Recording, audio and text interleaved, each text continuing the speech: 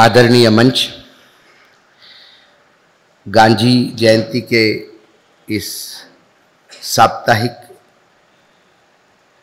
पूरे बुके में या एक फूलों के गुलदस्ते में एक छोटा फूल मुझे भी बनाया, इसलिए मैं पिता तुल्य गुरु तुल्य सप्तर्षि साहब का आभार प्रकट करता हूँ। और मैं हाथ जोड़ के आपको एक विनती भी करता हूँ कि ऐसा कभी होता नहीं कि आप या जौमवंत जी आपका संदेश दे और मैं कहीं पे भी कितना भी व्यस्त हूँ तो मैं आपके लिए समय ना निकालूं। मैं ये सोच के आता हूँ कि मेरे अपने घर का कार्यक्रम है, तो जब भी ऐसा स्वागत होता है शाल वाल ओढ़ने का, तो मैं बड़ा संकुचित हो जाता हूँ, संकोच में पड़ जाता हूँ। तो अगली बार आप स्वागत के जगह पे मेरे सर पे हाथ दे के आशीर्वाद भी दे देंगे तो वो मेरे लिए सबसे बड़ी शॉल, और उसकी जो ऊब है, उसका जो आशीर्वाद है, वो मेरे साथ हमेशा रहेगा। ये मेरी आपको एक विनती है। इसके पहले जब मैं आया था, 2024 के चुनाव के पहले का समय था और एक भय का बादल पूरे देश में व्याप्त था। इस लोकतंत्र के उगते सूरज को मानो किसी राहु ने ग्रसित किया था,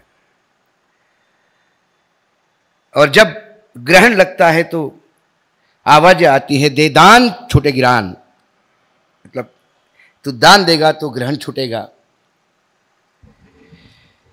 तो जब कुछ मिला नहीं तो हमारे जैसे कुछ लोग जो सप्तर्षि सर से हमने उत्साह उनसे उधार लिया, उनसे प्रेरणा मिलती है कि उम्र की इस पड़ाव में भी यदि आदमी हम जैसे युवाओं से भी आगे के युवा है तो फिर हमें लगता है कि हम कुछ भी नहीं। तो फिर हमने भी एक अलख जगाने का प्रयास किया विभिन्न प्लेटफॉर्म पे। महाराष्ट्र ही नहीं, पूरे देश में मैंने पहला अलख उत्तर प्रदेश के गौतम नगर जिले में नेपाल के बॉर्डर पे 9 अगस्त क्रांति दिन था, उस दिन से शुरू हुआ और फिर लगातार सिलसिला चलता रहा। और ये सिलसिला अभी भी रुका नहीं है क्योंकि ग्रहण पूर्ण रूप से छटा नहीं है। कल भी एक जगह था, आज भी एक जगह हूं, लेकिन अब जो पहले आवाज में धार थी उससे भी दुगनी धार आ गई है, क्योंकि ये बात तो समझ में आ गया कि बहुत कम लोग ही सही, लेकिन जब आवाज लगाते हैं दे दान छूटे गिरान, तो इस देश की जनता ने दान दिया है। एक मदमस्त सांड को बैल बनाने का काम इस देश की जनता ने किया है, इसलिए इस देश की जनता को साष्टांग दंडवत। मैं पूना में शायद चुनाव के बाद पहली मेरी ये संवाद है। इसके पहले जहां भी जाता हूं मैं साष्टांग दंडवत करता हूं, क्योंकि यदि 370 पार आता तो सप्तर्षि साहब भी जेल में होते, हम कहां होते पता नहीं। यहां शाखाएं लगी होती, महात्मा गांधी का बूथ कहीं और पड़ा होता। 2 तारीख को महात्मा गांधी का नाम लेने पे शायद सजा होती। और ये काम हमने नहीं किया, ये काम इस देश की जनता ने किया, जो अधनंगी है, जो भूखी है, जो महंगाई से परेशान है। उसके पास इतने सवाल है कि जब हम कुछ मांगने जाते हैं तो हमें शर्म आती है, लेकिन उसने अपने विवेक को नहीं खोया।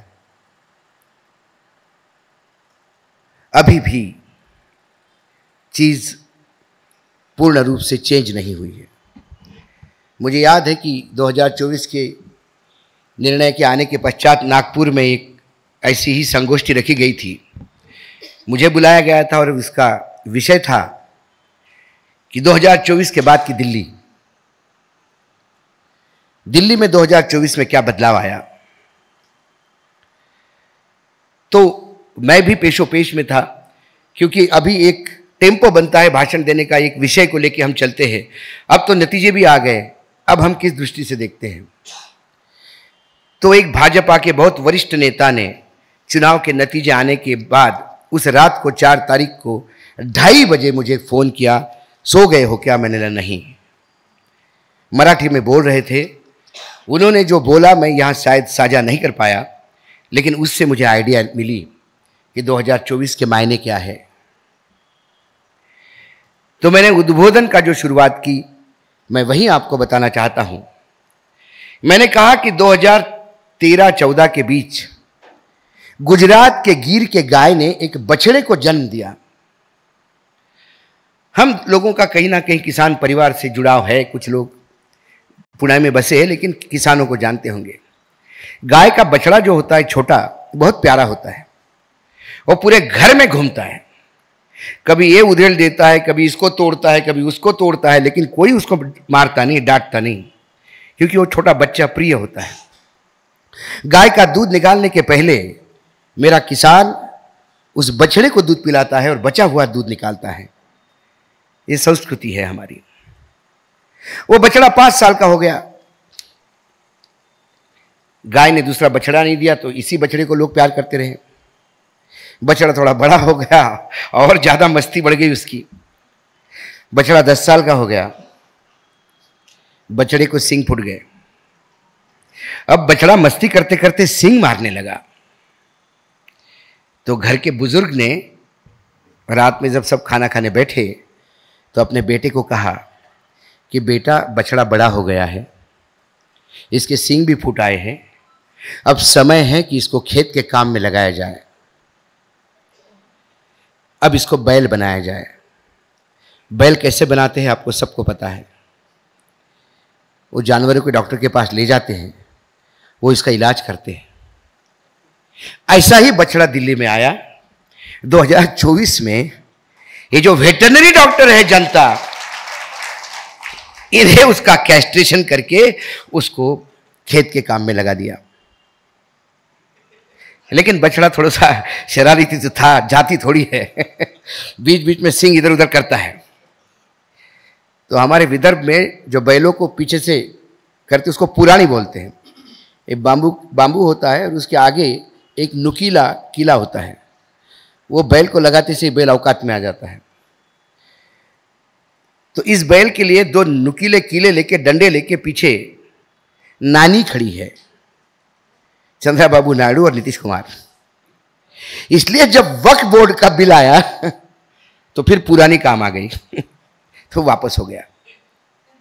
लेकिन सवाल यह है कि कुछ बैल सुधरते ही नहीं। अब बैल बदलने का टाइम आ गया है। वातावरण दिल्ली का, सर मुझे पूछ रहे थे दिल्ली क्या कह रही है। मैंने बोला दिल्ली सेफ एग्जिट का इंतजार कर रही है। दिल्ली इंतजार कर रही है कि जो कुकर्म हमने 10 साल किए, उस कुकर्म से बचने के लिए सम्माननीय तरीके से विदाई कैसी हो, इसके लिए दिल्ली काम कर रही है। और ऐसा नहीं कि संघ सुधर गया है, मैं इस बात में नहीं मानता। संघ डर गया है, संघ सुधरा नहीं।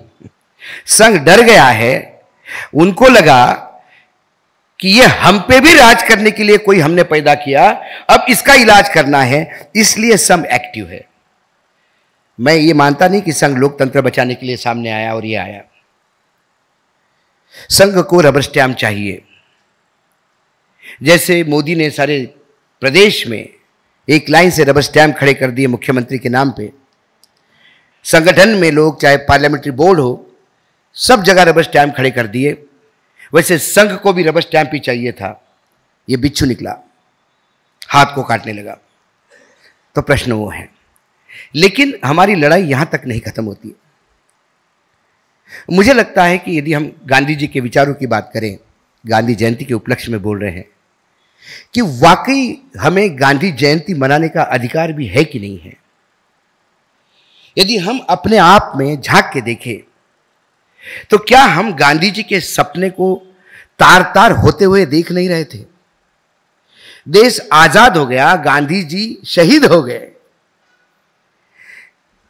लेकिन उन्होंने कभी अपने प्रिंसिपल से, अपने विचारों से कभी कॉम्प्रोमाइज नहीं किया, तड़जोड़ नहीं की। यहां मिनट मिनट में सत्ता की हवस के लिए कॉम्प्रोमाइज करते हुए ये सत्ता के राक्षस कहें तो क्या कहें इनको, ये बैठे हैं और ये लगातार राज कर रहे हैं। इसके लिए जिम्मेदार महात्मा गांधी नहीं है, इसके लिए जिम्मेदार संविधान भी नहीं है, इसके लिए जिम्मेदार हम हैं, क्योंकि हम सब जानते हुए भी चुप हैं। जाऊ द्या ना, आपल्याला काय करायला लागते, 5 वर्ष कोणी आलं तर असंच करते, कोणी आलं तर असं कसं करते, कोई भी आया तो ऐसे ही निकलता है बोले। ये बोल के आप चुप नहीं रह सकते। जो ऐसा करेगा उसको जूता पड़ेगा, तो बाकी आने वाले लोग औकात में रहेंगे। नेताओं ने यह तय कर लिया है कि ये मूर्खों की जमात है, इनको बीच बीच में लुभावने चीजें बताते रहो और इन पे राज करते रहो। हमने अपने आप को यदि मूर्ख का तगमा लगाया है तो वो नेताओं ने नहीं दिया, हमने अपने आप को इजाद करके लगवा लिया है। और इसीलिए जन जागरण की बात है। यह सवाल मोदी अमित शाह का नहीं है, यह भाजपा का नहीं है, यह फडणवीस और एकनाथ शिंदे का नहीं है, यह नीतीश कुमार का नहीं है, यह मायावती का नहीं है, यह आने वाले भविष्य का है। यदि 75 साल बाद भी हम पढ़े लिखे लोग इस लोकतंत्र के मायने नहीं समझ पाए, बापू की किताबें सिर्फ लाइब्रेरी में रखी रहती है, वो लाइब्रेरी की शोभा बढ़ाए, इससे ज्यादा अपमान बापू का नहीं है। मुझे बापू किसी पुतले में नहीं चाहिए, मुझे बापू किसी लाइब्रेरी में नहीं चाहिए, मुझे बापू चाहिए तो लोगों के विचार में चाहिए। मैं बापू का आचरण करने के लिए नहीं बोल रहा हूं, क्योंकि महात्मा गांधी बनना यह महात्मा गांधी के सिवा किसी के लिए पॉसिबल नहीं है। वो एक ही था जिसने वो जीवन जिया। हम महात्मा गांधी का मेकअप कर सकते हैं, महात्मा गांधी जैसा जीवन जीना बहुत डिफिकल्ट है। और आज के भौतिक जीवन में मैं बोल भी नहीं रहा हूं कि आपको महात्मा गांधी बनना है। महात्मा गांधी ने भी नहीं कहा था कि आप मेरे जैसे बनिए, लेकिन महात्मा गांधी ने कुछ विचार दिए थे समाज के लिए, कम से कम उस विचारों को तो जिंदा रखने का प्रयास करें। वो कहीं मुझे होता दिखाई नहीं देता। झूठ पे झूठ परोसता है, कोई सवाल नहीं उठाता। आज प्रधानमंत्री 6 बज गए, अभी प्रचार खत्म हुआ होगा हरियाणा में। प्रधानमंत्री बोल रहे थे कि मैं एक बैकवर्ड क्लास का इंसान हूं, जिसने बैकवर्ड मां के कोख से जन्म लिया, इसलिए कांग्रेस मेरा द्वेष करती है। हरियाणा में मैंने दलित मुख्यमंत्री दिया, इसलिए कांग्रेस को परेशानी है, क्योंकि ये दलितों की हितैषी है। जब प्रधानमंत्री ये बोल रहे थे, उत्तर प्रदेश में जहां राम राज्य स्थापित है, जहां डबल इंजन की सरकार है, वहां एक दलितों को दबंग पीट रहे थे और उसको चाकू के कई घाव मारे, गला काटने का प्रयास किया। और यहां तक नहीं बिठाया तो सबने मिलकर सामूहिक रूप से उस पर पेशाब किया और उसका वीडियो बना के वायरल भी किया। यह है महात्मा गांधी। किस दलित की बात करते हैं? प्रधानमंत्री पहले तय तो करे कि वो मां के कोख से आए हैं कि बायोलॉजिकल नहीं है। यह तो बताएं कि स्वयं प्रकट हुए हैं कि मां के कोख से आए हैं। और मां की कोख होती है, ना दलित की होती है, ना सवर्ण की होती है। क्योंकि बेटा मां के कोख में होता है तो उसको पता भी नहीं है जात पात क्या है। वो जब बाहर आता है तो हम बताते हैं कि तेरी जात है, उसके साथ में एडवाइस, वो अपना है, वो पराया है। ये हमारे देश के प्रधानमंत्री हैं जिन्होंने झूठ बोलने की कसम खाई है। जब वो कह रहे थे कि हम सीधे भगवान के द्वारा भेजे गए हैं, सीधे ऊपर से आए हैं, मैंने बोला भगवान ने भेजा, लेकिन भेजा नहीं भेजा। वो भी थोड़ा भेज देता तो कम से कम थोड़ा आत्मग्लानि होती है झूठ बोलने की। किसी राज्य के, मैं कोई भगवान नहीं हूं, भविष्यवेत्ता नहीं हूं, कई बार मेरा भी आकलन गलत होता है। एक दो चुनाव ऐसे भी हुए कि मैंने कहा ये नहीं होगा और ये हुआ है, तो मेरा आकलन गलत हुआ, इसलिए रात भर सोता नहीं आदमी। दूसरे दिन कैमरे के सामने क्या फेस करेगा, इसके लिए सांस रोक के 4 बार बड़ी तैयारी करके कैमरे के सामने बैठ के बोलता है कि मैं माफी चाहता हूं दर्शकों से, मेरा आकलन गलत हुआ। एक माफी मांगने के लिए बहुत कलेजा निकालना पड़ता है सीने से, और यह आदमी झूठ भी बोलता है और माफी भी नहीं मांगता। इलेक्टोरल बॉन्ड में लूटा है देश को, खसोटा है। भ्रष्टाचार का व्याभिचार क्या होता है, ये इलेक्टोरल बॉन्ड से कोई बात नहीं है। और ये मंद बुद्धि कहता है कि इलेक्टोरल बॉन्ड लाके तो मैंने ट्रांसपेरेंसी लाई है, इसके पहले ट्रांसपेरेंसी थी नहीं। और आश्चर्य की बात है कि हम इस बात को मानते हैं। वो झूठ बोलते हैं, वो उनकी आदत है, लेकिन कम से कम हमको तो यह आकलन करना चाहिए कि झूठ या सही क्या है। इलेक्टोरल बॉन्ड के कई किस्से आपने सुने होंगे। एक किस्सा ऐसा भी है, शायद आपने कहीं सुना नहीं होगा। मैं इलेक्टोरल बॉन्ड में व्यभिचार क्यों कहता हूं, उसमें 2 जगह व्यभिचार मुझे दिखता है। एक तो आप सब बैंक में ट्रांजैक्शन तो करते हैं, हम जरा किसी को पैसा भेजते तुरंत आता है 9 रुपए कट गए। आप पासबुक लेने, आप वो कार्ड लेने जाते हैं, आपका गुम हो गया, डेबिट कार्ड, पैसा लगता है। आप चेकबुक लेते हैं, पैसा लगता है। लेकिन एसबीआई ने इलेक्टोरल बॉन्ड में इतिहास रचा। उन्हें 14 करोड़ रुपए गवर्नमेंट ऑफ इंडिया से वसूले इलेक्टोरल बॉन्ड के प्रिंटिंग के लिए और सर्विस चार्जेस। इलेक्टोरल बॉन्ड में नंबर 2 की कमाई वालों ने पैसा दिया और सबसे करप्ट लोगों को पैसा दिया बॉन्ड खरीद के। दोनों तरफ से करप्ट नंबर 1 और करप्ट नंबर 2 बैठे थे। उसके बीच में इन दोनों भ्रष्टाचारियों को सुविधा देने के लिए जो इलेक्टोरल बॉन्ड हुए, जो छपे, उसका रिकॉर्ड रखा गया, उसके 14 करोड़ रुपए हम लोगों के टैक्स से गए। आप बॉन्ड खरीदने वालों को ही लगा देते पैसे, बॉन्ड कैश करने वालों से कमीशन लेते। ये पहला व्यभिचार। और दूसरा व्यभिचार है तो उस पर तो समझ में नहीं आता, हंसे क्या लड़े। एक छोटा गांव है सर, कच्छ में। वहां एक पिछड़ा परिवार है, 6 लोगों का, जमीन नहीं है उनके पास। तो आज से 30-40 साल पहले जब भूदान के तहत जमीन विनोबा जी ने सब इकट्ठा करके राज्य सरकारों को दी थी, तो सरकार ने कुछ लैंडलेस लोगों को जमीनें दी गुजरात में। तो उस परिवार को एक 10-12 एकड़ जमीन मिल गई। लेकिन जमीन देते समय सरकार ने एक एग्रीमेंट किया और उसमें कहा कि जब जमीन ये बेचोगे किसी को तो इसका 40% सरकार में जमा करना पड़ेगा, क्योंकि हमने आपको दी थी, आप बेच रहे हो। इसमें भी कोई गलत नहीं है। अब एक वेल्सपन नाम की कंपनी उस क्षेत्र में अपना काम शुरू करती है। उसे अब जमीन की जरूरत थी, पास में इसकी जमीन थी, तो उसको बोला जमीन चाहिए। लेकिन गुजरात के जो कानून हैं लैंड ट्रांसफर के, उसमें जमीन का भाव कलेक्टर तय करता है। तो कलेक्टर ने कमेटी बिठाई, वेल्सपन वाले भी बैठे, किसान भी बैठा। पूरा मूल्यांकन करने के बाद कलेक्टर ने कहा कि 76 करोड़ रुपए की जमीन होती है। अब 76 करोड़ रुपए किसान को दे दीजिए, जमीन आपके नाम पे हो जाएगी, इसका लैंड यूज भी इंडस्ट्रियल है, वो चेंज हो जाएगा। अब उस 76 करोड़ में 30 करोड़ रुपए तो उसको गवर्नमेंट ऑफ गुजरात को देने थे। फिर भी उसके पास 40 करोड़ बैठ जाते, 40-46 करोड़। उन्होंने कहा ठीक है माँ बाप। वेल्सपन ने कहा कि this is too costly, we withdraw.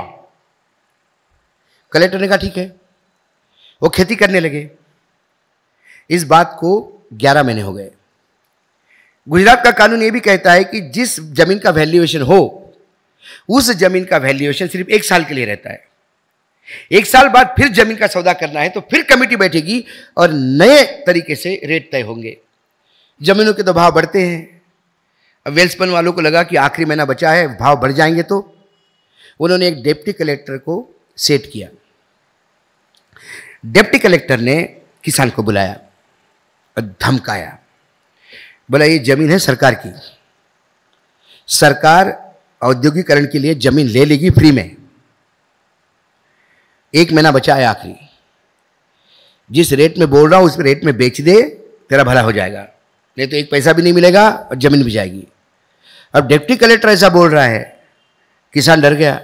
उसने कहा कि माँ बाप कितना मिलेगा? बोला 16 करोड़ रुपए मिलेंगे, इससे ज़्यादा नहीं मिलेगा। तो बोला ठीक है 16 करोड़ सही। 16 करोड़ मिले, क्योंकि उस एग्रीमेंट में एक क्लॉज और है, as per the consent of the farmer.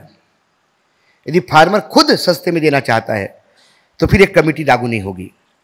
उनने उस क्लॉज के तहत 16 करोड़ की वो जमीन उस किसान को दी। यहां कहानी का इंटरवल है, अब सही कहानी शुरू होती है। अब वो 16 करोड़ उसके बैंक में आ गए। वेल्सपन ने जमीन ले ली। वेल्सपन का जीएम, बीजेपी का जिला अध्यक्ष सब बंगले में पार्टी करते थे, गेस्ट हाउस में उनका जो बंगला था।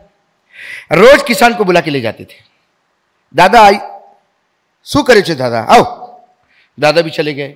बोला इधर बैठो सोफा सेट पे। नहीं मालिक में नीचे। अरे बोले आप करोड़पति हो गए हो, तुम्हारे अकाउंट में 16 करोड़ है, बैठो। सोफा सेट पे बिठाया। बोले ये लो, हाथ में पेक थमा दिया। उसको भी अंग्रेजी मिली पीने को, वो भी पीने लगा। एक बार पार्टी हो गई, दूसरी बार 8 बार पार्टियां हुई। अब वो आदी हो गया, मैं करोड़पति हूं और इनके साथ बैठ के मैं अब इनके बराबर हो गया हूं। एक दिन जनरल मैनेजर ने कहा कि दादा मुझे थोड़ा डर लग रहा है। बोले किस बात का? बोले आपके अकाउंट में 16 करोड़ रुपए पड़े हैं। बोले हाँ है। बोले इनकम टैक्स नाम की चीज़ होती है, वो परेशान करेगी आपको। तो बोले ये तो सरकार ने दिया, सरकार का पैसा है। सू? बोले नहीं, आपका पैसा गलत नहीं है, लेकिन इनकम टैक्स क्या करता है, अकाउंट सीज कर लेता है, आपको कोर्ट में जाना पड़ेगा। अब वो दिल्ली की पार्टी है, केंद्र सरकार, हम तो राज्य सरकार के हैं, हम भी तुम्हारे साथ लड़ेंगे, हम आएंगे कोर्ट में, लेकिन ये सुप्रीम कोर्ट तक मामला जाएगा। 16 करोड़ बड़ा आंकड़ा है। तो बोला उससे क्या होगा? बोले 3-4 साल में छूटेगा पैसा और खर्चा अलग हो जाएगा 4-5 करोड़ रुपए। बोला ये तो आफत हो गई, क्या करना चाहिए? बोले इसको इन्वेस्ट करो। तो बोले आप बताओ काय में पैसा लगाए? बोले गवर्नमेंट ऑफ इंडिया ने एक नई योजना निकाली है, 5 साल में पैसा दुगना हो जाता है। उसका नाम है इलेक्टोरल बॉन्ड। अब जो उसको 16 करोड़ रुपए मिले थे, उसमें से 4-5 करोड़ तो गवर्नमेंट ऑफ गुजरात को गए 40% में, इसके पास 10-12 करोड़ रुपए बचे थे। 10 करोड़ से एसबीआई के यहां जाके इनने बॉन्ड खरीदवाए। उससे बॉन्ड जीएम ने रख लिए, बॉन्ड खरीदने की रसीद इसके पास दी। बोले बराबर 5 साल बाद आपके एड्रेस पे बैंक वाले आएंगे और 10 करोड़ के 20 करोड़ मिल जाएंगे। वो बेचारा खेती में काम करने वाला, वो दूसरे के खेती में काम कर रहा है, खेती चली गई उसकी इस बात में कि अब 5 साल बाद 20 करोड़ होंगे। हुआ यूं कि जब सर्वोच्च न्यायालय के कहने पे ये सारी लिस्ट सामने आई तो गुजरात का एक अखबार वाला सोचने लगा कि ये कच्छ जैसे छोटे से गांव में 10 करोड़ रुपए का चंदा बीजेपी को किसने दिया? नाम था वो किसान के घर गया। बोला तुमने 10 करोड़ रुपए इलेक्टोरल बॉन्ड लिया? बोला हाँ। क्यों लिया? बोले तुमने। बोला दुगना हो जाएगा, ये देखो हमारे पास है, ये है। वो रिसीट दिखाई। वो बोले दादा ये दान छे। बोले सू? बोले दान छे, गया पैसा। तो वो पुलिस में कंप्लेंट करने गया। पुलिस ने कहा इन्वेस्टिगेशन करना पड़ेगा। वो बोला साहब मेरे साथ धोखा हुआ, मैं काहे को दूंगा किसी को चंदा, इन लोगों ने मुझे फंसाया, वो बॉन्ड में मेरे पास नहीं है। वो बॉन्ड बीजेपी के अकाउंट में कैश हुए और वेल्सपन कंपनी अडानी सेठ की कंपनी है। ये इलेक्टोरल बॉन्ड का व्यभिचार है। ये खबर बाहर आने के बाद भी यदि 10 करोड़ रुपए वापस करने की औकात भारतीय जनता पार्टी में नहीं है, तो भारतीय जनता पार्टी में भारतीय लिखने की औकात नहीं है। उन्होंने भारतीय लिखना बंद कर देना चाहिए।